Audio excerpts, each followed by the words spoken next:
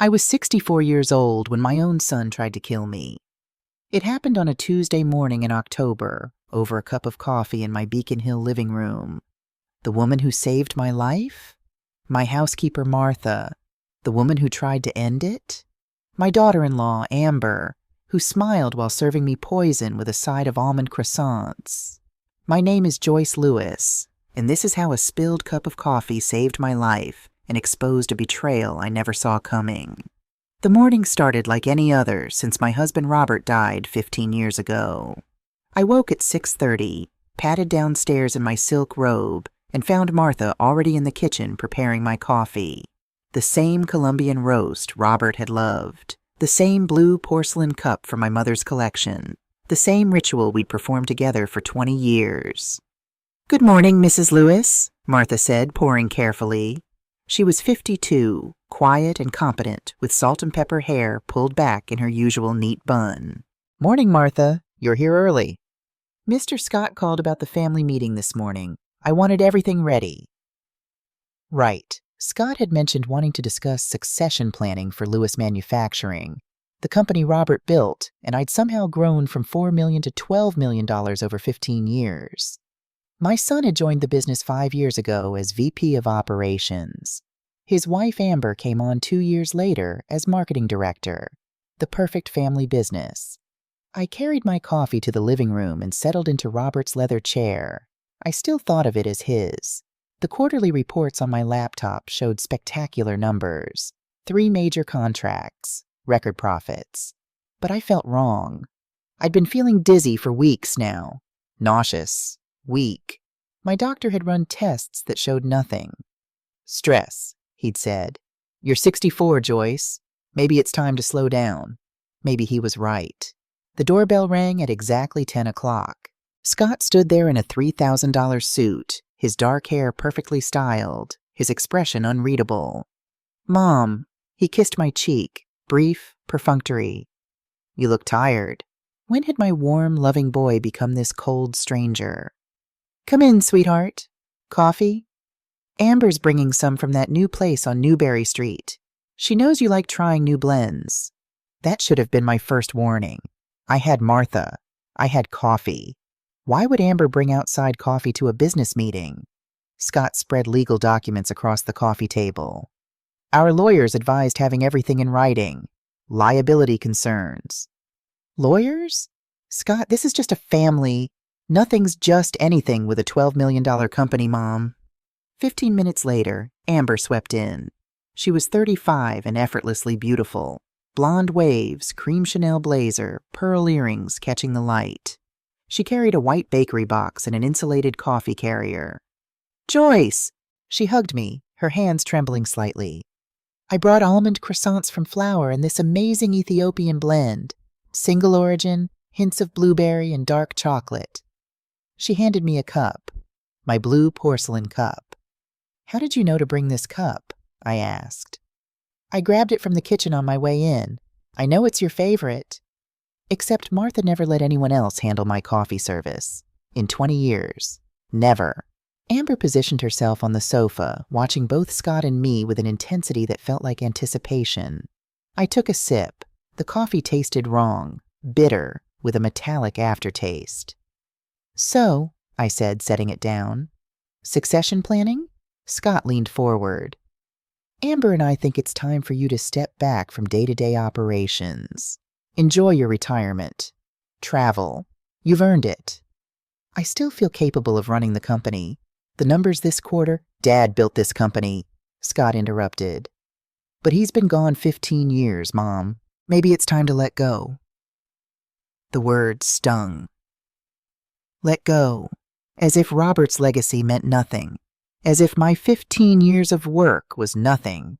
I reached for the coffee again, my hand feeling strangely heavy.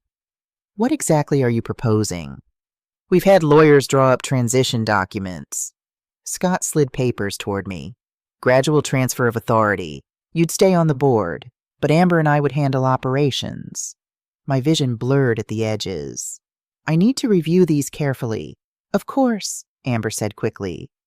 "But finish your coffee first. You look pale, Joyce. Are you feeling all right?" That's when Martha appeared. Martha materialized beside my chair carrying a tray of silverware, completely unnecessary at that moment. "Mrs. Lewis, I just need to—" She leaned over and stumbled.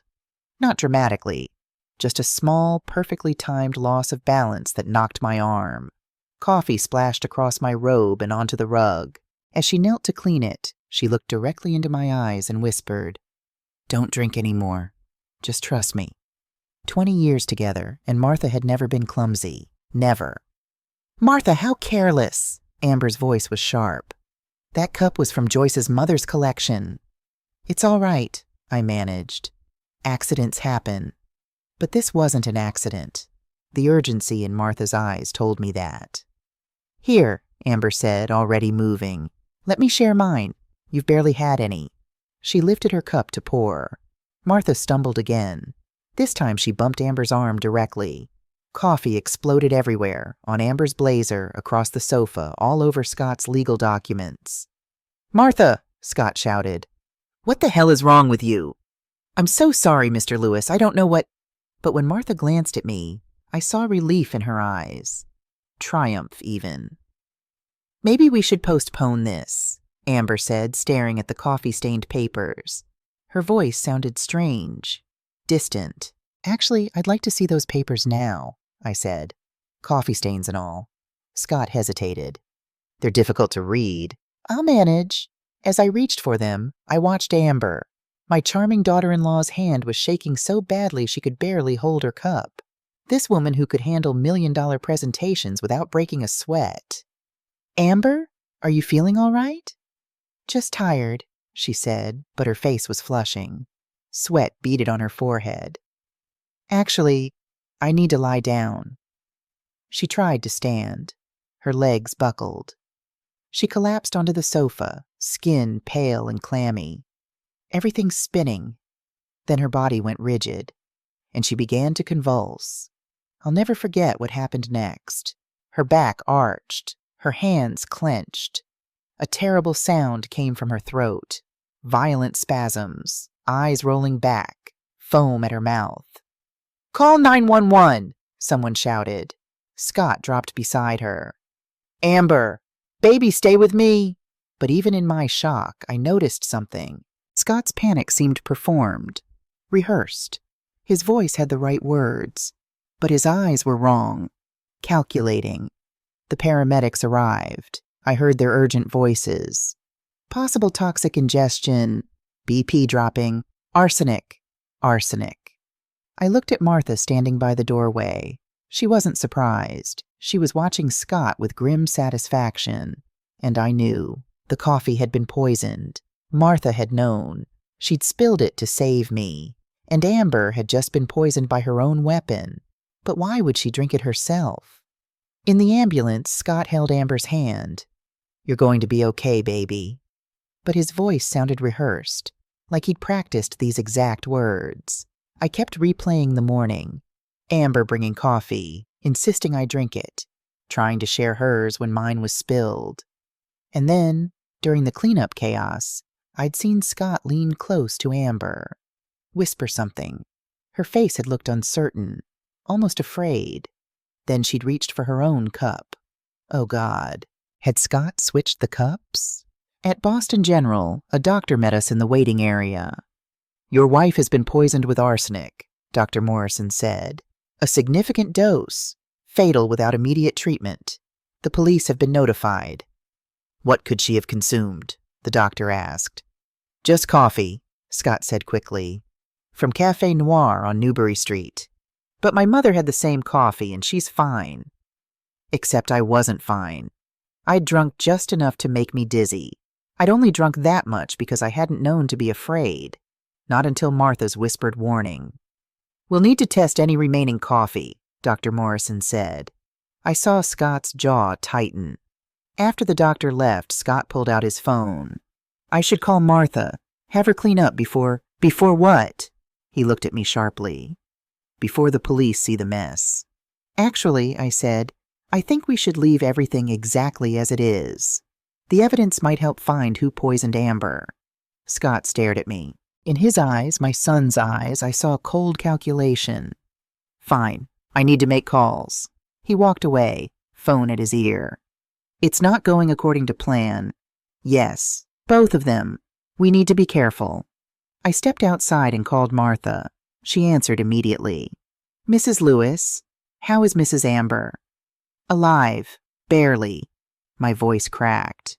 Martha, what do you know? Silence. Then not over the phone. Can you meet me? Brennan's coffee shop on Commonwealth, 20 minutes. Martha, are you saying what I think?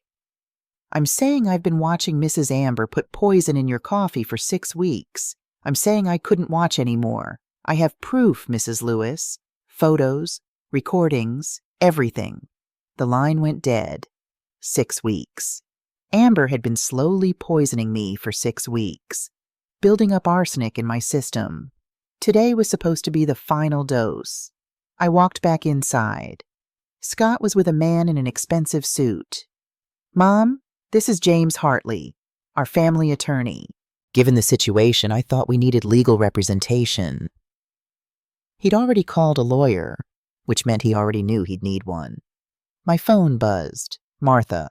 At Brennan's, police need to see what I have. I looked at my son, my only child, and felt something break inside me. I need air, I said. Call me if there's news. As I walked away, I heard Scott tell his lawyer, that housekeeper's been unstable for months. If she's saying things... But I didn't stop. Martha had saved my life, and whatever she had to show me, I had a feeling nothing would ever be the same again. The woman I'd trusted with my business had been slowly killing me with coffee and smiles, and my son, my precious boy who used to bring me dandelions, had known all along. Maybe he'd planned it himself. I was about to find out. 20 minutes later, I sat across from Martha in a dimly lit corner booth at Brennan's. The irony wasn't lost on me, discussing poisoned coffee while surrounded by the rich aroma of espresso and cinnamon. Martha looked like she'd aged 5 years in the past 5 hours. Her hands trembled as she pulled a small spiral notebook from her purse. I should have told you sooner, she said without preamble. But I wasn't sure at first, and then I was terrified you wouldn't believe me. Tell me now. She opened the notebook. Pages of neat handwriting, dates, times, observations. 6 weeks ago, Mrs. Amber started arriving early on mornings when you had business meetings. Martha's voice was steady now, no longer the frightened housekeeper. At first I thought she was being helpful, but then you started getting sick on those mornings. Only those mornings. She flipped through the pages, showing me her careful documentation. Every morning Amber had helped with coffee, every symptom I'd experienced afterward. So I started watching her. Martha pulled out her phone. And 3 weeks ago, I saw this. She showed me a photograph. Amber in my kitchen, reaching into her designer handbag. Another photo, Amber standing over my blue porcelain cup, a small dark vial in her hand. A third, Amber stirring my coffee with an expression of cold concentration. My stomach turned. 3 weeks. You've known for 3 weeks. I was afraid, Mrs. Lewis. Tears filled Martha's eyes. Mr. Scott had already warned me twice about being too nosy. He said I should focus on my job and stop asking questions about the business. I was terrified that if I accused his wife without enough proof, he'd fire me and make sure I could never work again. So you kept documenting. Every morning she came early, I documented. Every time you felt sick, I wrote it down. And then this morning, Martha's voice dropped to a whisper. I heard her on the phone with Mr. Scott. She said, everything will be finished today. Triple the usual dose. Triple. They'd been building up the arsenic in my system for weeks, making me weaker, making my eventual death look like natural causes. And today was the killing blow. There's more, Martha said, flipping to another section. I found documents in your study. Life insurance policies on you. 5 of them, totaling $5 million, all taken out in the past year. $5 million, on top of the $12 million company. And bank records, she continued.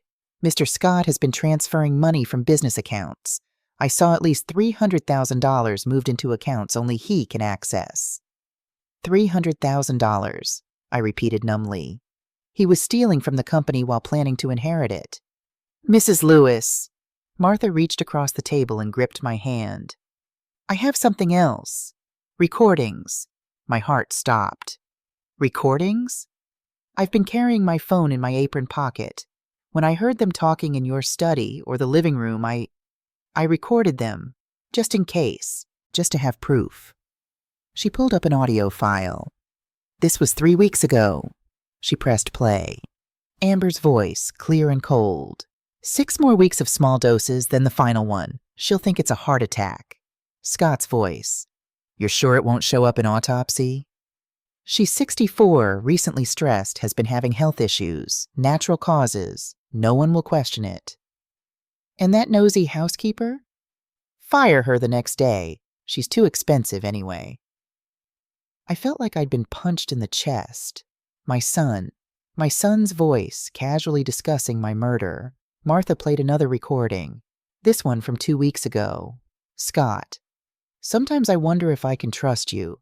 If you'd betray me like you're betraying Mom. Amber. Scott, don't be paranoid. I love you. Scott, prove it. When the time comes, I want you to drink from Mom's cup first, just to show me you're committed. Long pause. Amber. What? That's insane. Scott. If you really love me, you'll trust me. I'll switch the cups at the last second, but I need to know you'd do anything for me. Another pause. Then Amber quietly. Okay, if it proves I love you. I stared at Martha, my mind reeling. He was planning to kill her too. Yes, ma'am, I think so. But I don't understand. This morning, did he actually switch the cups? Martha's expression was grim. I think he let her drink the poison, Mrs. Lewis. I think he wanted her to take the fall. The pieces clicked into horrible place. Scott had convinced Amber to drink from my cup first as a test of loyalty. He'd promised to switch them. But when Martha spilled my coffee and Amber tried to share hers, Scott had let her drink the poisoned one, his own wife. My son was planning to kill both of us. We need to take this to the police, I said. Now. Detective Sarah Walsh was a woman in her mid-40s with sharp eyes and the kind of calm demeanor that came from years of seeing the worst humanity had to offer. She listened to everything, looked at every photo, listened to every recording. When the last audio file finished playing, she sat back in her chair. Mrs. Lewis, what you've just described is systematic attempted murder. And if these recordings are authentic, which we'll verify, you have a very strong case. What happens now? I asked. Now we get search warrants for your son's home, office, and vehicles. We'll need to test the remaining coffee from this morning, and we'll need your permission to search your house. You have it, whatever you need. Walsh made notes. Mrs. Sullivan, you may have saved Mrs. Lewis's life, but I need to be honest. You could have been killed yourself. If they'd discovered you were documenting... I know, Martha said quietly, but I couldn't just watch her die. Walsh nodded with respect. Then she looked at me. Mrs. Lewis, I need to prepare you. When we arrest your son, this is going to become very public. The media will have a field day with this. Wealthy family, murder plot, poisoned coffee. Are you ready for that? Was I ready? Ready to watch my son be arrested on the news?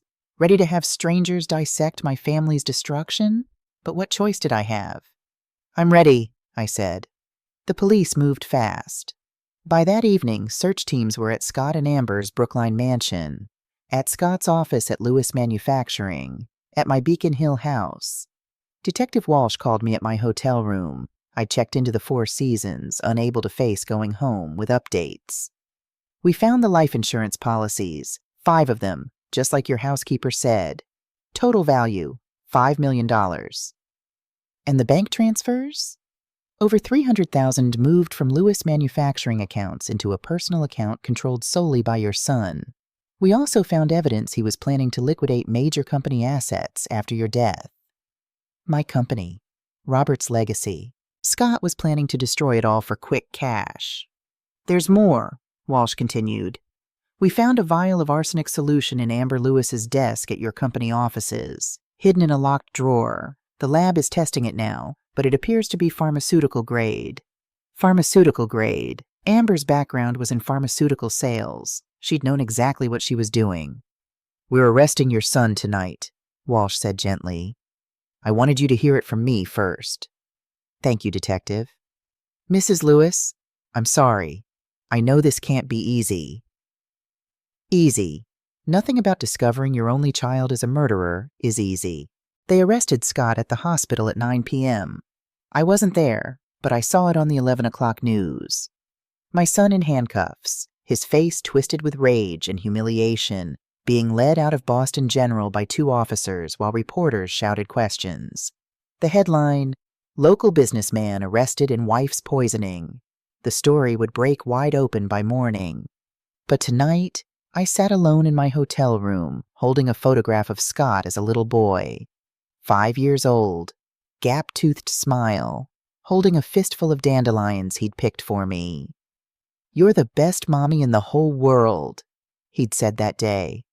When had that little boy become a monster? My phone rang. A number I didn't recognize. I almost didn't answer. "Mom," Scott's voice calling from jail. "Mom, please, you have to listen to me." Every instinct told me to hang up, but I couldn't. "I'm listening. This is all a terrible misunderstanding. That crazy woman Martha has filled your head with lies. Amber and I would never hurt you. We love you." "Scott, stop." "Mom, please. I've heard the recording, Scott. I've seen the evidence. I know what you did." Silence, long and heavy. When he spoke again, his voice had changed. Cold, hard. "You can't prove anything. It's your word against ours. And Amber's the one in the hospital. If anyone looks guilty here, it's you. Is that really how you want to play this? Accuse your own mother?" "I want to protect my family from false accusations. Martha was fired for theft last year. Did you know that? She has every reason to want revenge. It was a lie. Martha had never been fired, never stolen anything. Scott, I've already talked to the police. I've told them everything." "Then you've made a terrible mistake." His voice was ice. "A mistake that's going to destroy this family. This family was destroyed the moment you decided I was worth more to you dead than alive." I hung up before he could respond, and I cried. For the son I'd lost, for the family that had never really existed, for the 15 years I'd spent building a legacy for a child who only wanted to cash it out. The next morning, Detective Walsh called again. "Mrs. Lewis, our computer forensics team found something on Amber Lewis's laptop. Something you need to see." She came to my hotel room with a printout, a spreadsheet titled Future Prospects. I scanned the columns: names, ages, net worth, health status, family relationships. Eleanor Hartford, 71, widow, 8 Nellers, estranged daughter. Richard Pembroke, 68, widower, 5M, no children. Margaret Saunders, 73, divorced, 4M, distant son. 12 names total, all elderly, all wealthy, all with complicated family relationships. "I know these people," I whispered. "They're my friends, business associates." "We believe," Walsh said carefully, "that your son and daughter-in-law were planning to repeat this scheme. After your death, they would befriend these individuals, gain their trust, and kill them too."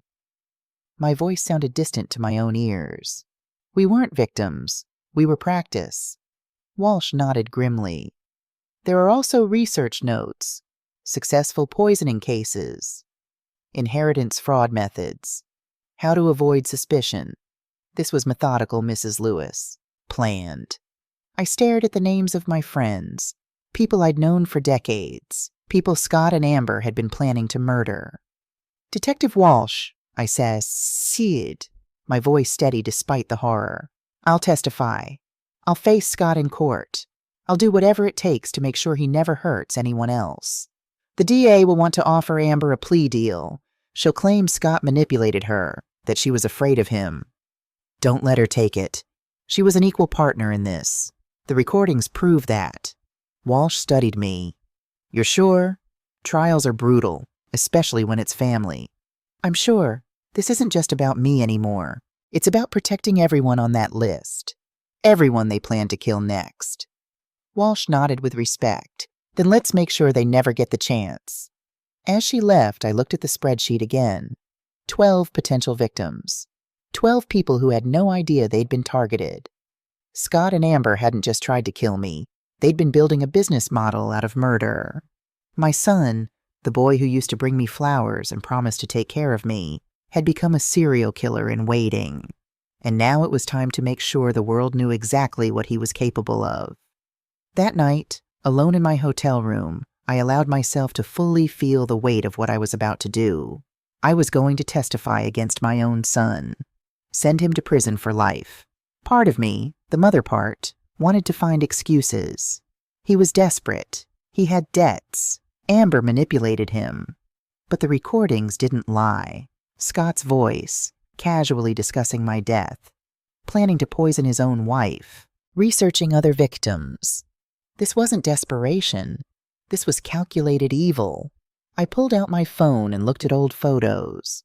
Scott's childhood, his high school graduation, his wedding day. In every photo, I searched for the moment when love had turned to greed, when my son had become someone who could plan his mother's murder. But I couldn't find it. Maybe it had always been there, hidden behind smiles and hugs and promises. Or maybe people change in ways we can never fully understand. My phone buzzed. "Martha, are you okay, Mrs. Lewis?" I typed back, "As okay as I can be. Thank you for being brave, Martha. You saved my life." "You gave me a life worth saving, ma'am. Get some rest." I set down the phone and looked out at the Boston skyline. Somewhere out there, Scott sat in a jail cell. Tomorrow, he'd be formally charged. Next week, the grand jury would indict him. And in a few months, I'd sit in a courtroom and tell the world what my son had done. It would be the hardest thing I'd ever do. But Martha had risked everything to save me. I owed it to her, and to all the potential victims on that spreadsheet, to finish what she'd started. My son had tried to poison my coffee and steal my life, but I was still here, still breathing, still fighting, and I was going to make sure justice was served. Even if it broke what was left of my heart, the next 6 months were a blur of legal preparations, depositions, evidence reviews, meetings with prosecutors. Martha and I gave statements dozens of times. Each retelling made the betrayal feel both more real and more surreal. And then, finally, the day arrived. The day I would face my son in court. Suffolk County Superior Court was packed on the first day of trial. I sat in the front row, Martha beside me, as my son was led into the courtroom in an orange jumpsuit. Scott had lost weight in jail. His expensive suits were gone, replaced by prison clothes that made him look smaller, diminished. But when our eyes met, I saw no remorse, only cold calculation. Amber entered separately, under guard. Her blonde hair was pulled back severely, her face pale without makeup. She kept her eyes fixed straight ahead, never once looking at me. The woman who'd smiled while poisoning my coffee for weeks couldn't even meet my gaze. Judge Patricia Harrison called the court to order. The Commonwealth versus Scott Lewis and Amber Lewis. Charges of conspiracy to commit murder, attempted murder, embezzlement, and insurance fraud. Scott's attorney, James Hartley, stood for his opening statement. He was everything you'd expect from a high-priced defense lawyer. Silver hair, expensive suit, practiced gravitas. "Ladies and gentlemen," Hartley began, "this is a case about a troubled young man who fell under the influence of a manipulative woman with a background in chemistry and a talent for psychological control." I watched Scott's face as his lawyer painted him as a victim. There was no shame there, no recognition that he was throwing his own wife under the bus to save himself.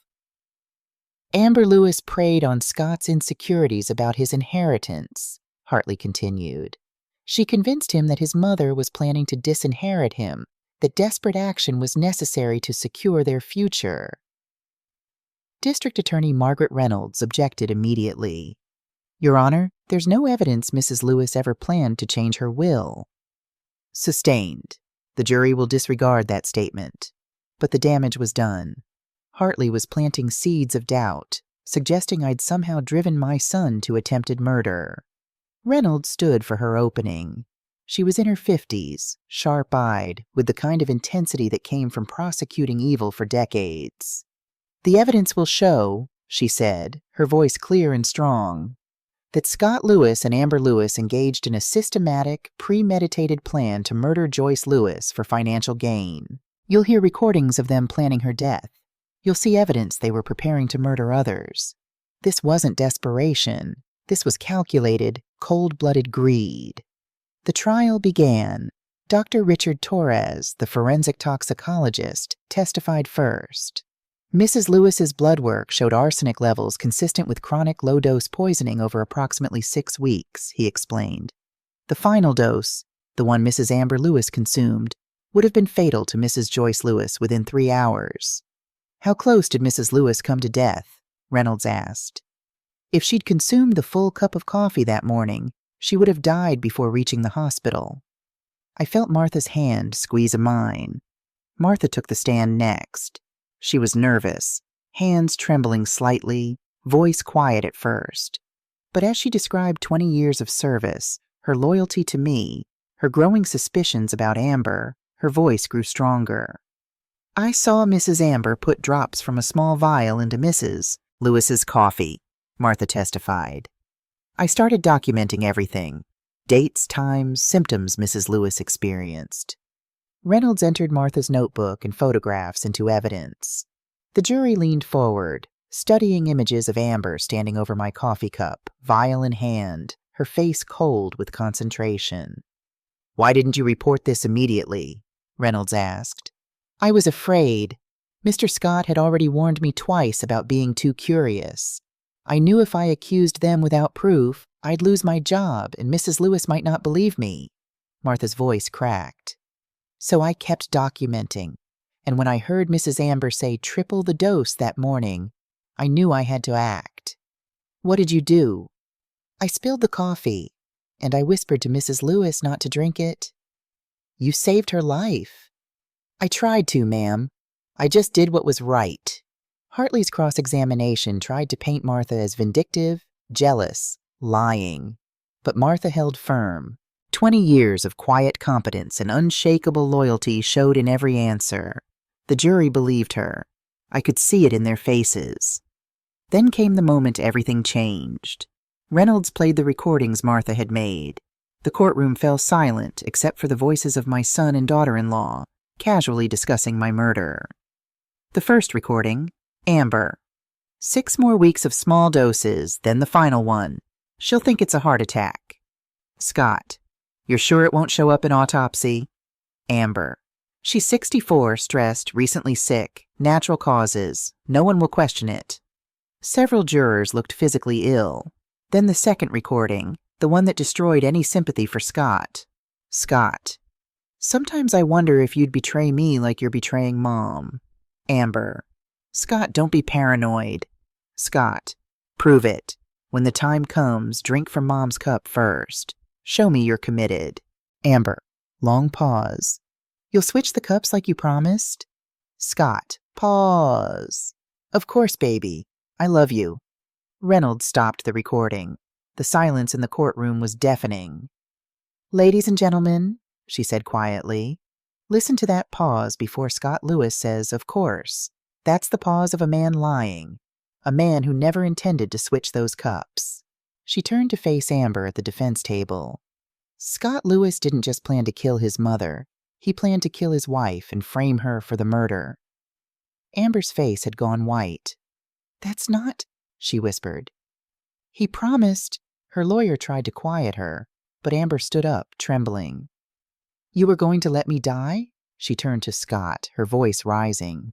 You were going to let me drink the poison? Make it look like I killed your mother? Sit down, Amber, Scott said coldly. You never loved me. You were going to kill me too. Mrs. Lewis, please, her lawyer begged.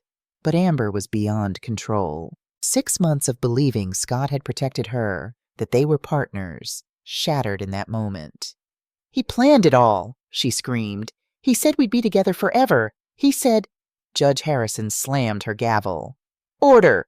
Mrs. Lewis, sit down or you'll be removed. Amber collapsed into her chair, sobbing. Her lawyer looked stunned. And Scott?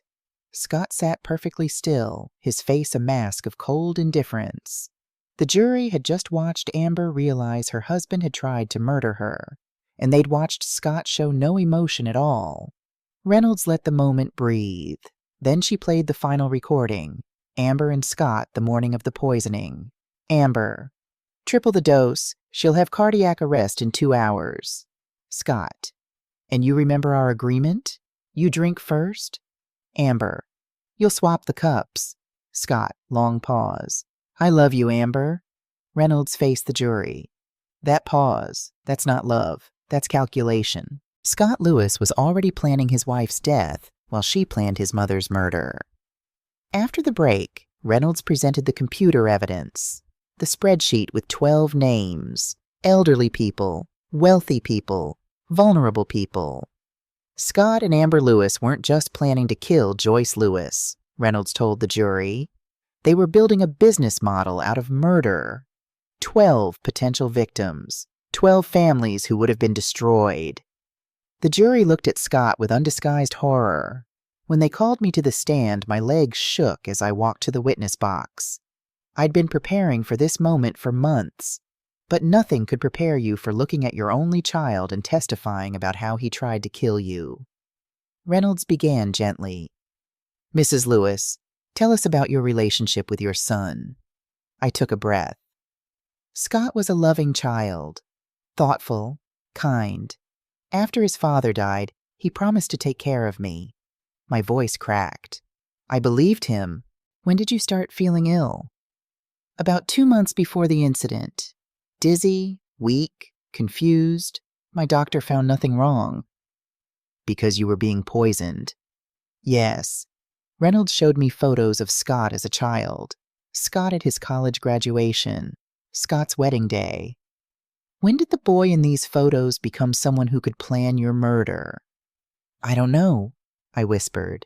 I've asked myself that question every day for 6 months. I don't know when I lost my son. What would you say to him now if you could? I turned to look at Scott directly. Our eyes met. I would have given you everything, I said, my voice stronger now. Not just money, my love, my pride, my trust. You didn't have to kill me. You just had to ask. Scott's jaw tightened, but he said nothing. The company was always going to be yours, I continued. I was planning to retire in 2 years, but you couldn't wait. You chose murder over patience, greed over love. Objection, Hartley said weakly. Overruled. Continue, Mrs. Lewis. I kept my eyes on Scott. You didn't just try to kill my body. You killed my faith in family, in unconditional love. You made me afraid to trust anyone. For just a moment, something flickered in Scott's eyes. Shame? Regret? But it disappeared as quickly as it came. Do you forgive him? Reynolds asked. I forgive him because carrying hatred would poison me worse than any arsenic.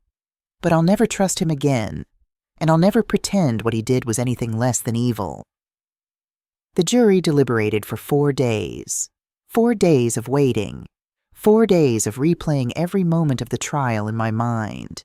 4 days of wondering if 12 strangers would believe the evidence or fall for Hartley's manipulation narrative. On day 4, my phone rang. Detective Walsh. They have a verdict. The courtroom was even more packed than opening day. Martha sat beside me, her hand gripping mine. Judge Harrison addressed the jury foreman. Have you reached a verdict? We have, Your Honor. On the charge of conspiracy to commit murder in the first degree, how do you find the defendant, Scott Lewis? Guilty. The word hit me like a physical blow. On the charge of attempted murder in the first degree? Guilty. Embezzlement? Guilty. Insurance fraud? Guilty. Scott's shoulders sagged, but his face remained blank. The verdicts for Amber were identical. Guilty on all counts. Judge Harrison scheduled sentencing for the following week. I didn't attend the sentencing hearing. I couldn't bear to watch. But Detective Walsh called me afterward. Life without possibility of parole, she said. Both of them. Judge Harrison said their crimes showed calculated depravity and complete absence of human empathy. Life without parole. Scott would die in prison. The little boy who'd brought me dandelions was gone forever. Mrs. Lewis, are you all right? No, I said honestly. But I will be. The months after the trial were the hardest. The media attention slowly faded, but the pain didn't. I had to rebuild my life piece by piece, selling the house, restructuring the company, learning to trust again. Martha never left my side, and somewhere along the way, grief transformed into purpose. 2 years later, I stood at a ribbon-cutting ceremony in Wellesley. The building was beautiful, modern glass and warm brick, surrounded by gardens. A sign over the entrance read, Martha Sullivan Center for Elder Abuse Prevention. Martha stood beside me, now 54 herself, tears streaming down her face. I can't believe you named it after me, she whispered. You saved my life, Martha.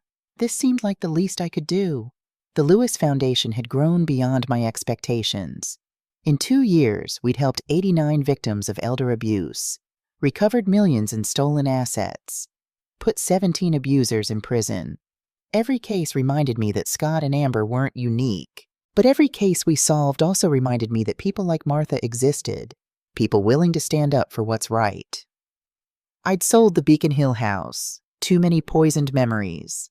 Martha and I lived in a colonial in Wellesley now, her in the guest house, though the distinction between guest and family had long since disappeared.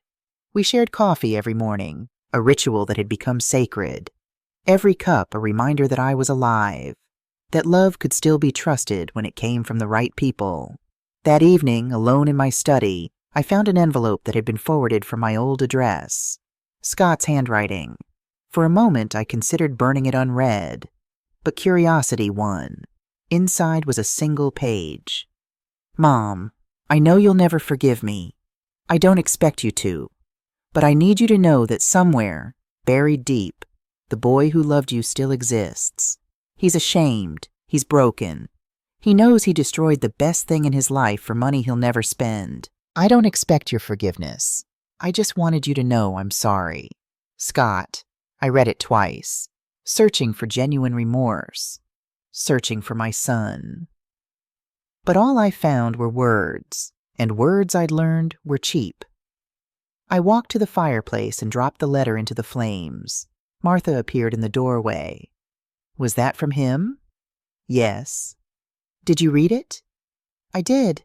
I watched the paper curl and blacken. He said he was sorry. Do you believe him? I believe he's sorry he got caught, sorry he's in prison, but truly sorry for trying to kill me? I shook my head. No, I don't think he's capable of that kind of remorse. Martha brought me a cup of coffee, our evening ritual. Here's to the coffee that saved your life. I smiled and raised my cup. Here's to the woman who made sure I could drink many more. We sat together in comfortable silence, watching the letter burn to ash. Scott had tried to poison my faith in humanity along with my coffee. He'd almost succeeded. But Martha had shown me something more powerful than betrayal. She'd shown me that loyalty, courage, and love still existed, sometimes in the most unexpected places. The boy who'd brought me dandelions was gone, but I'd found a new family, a chosen family, built not on blood or obligation, but on mutual respect, genuine care, and the simple courage to do what's right, even when it cost you everything. At 66, I was more alive than I'd been at 64. I knew who I could trust and why trust was worth the risk.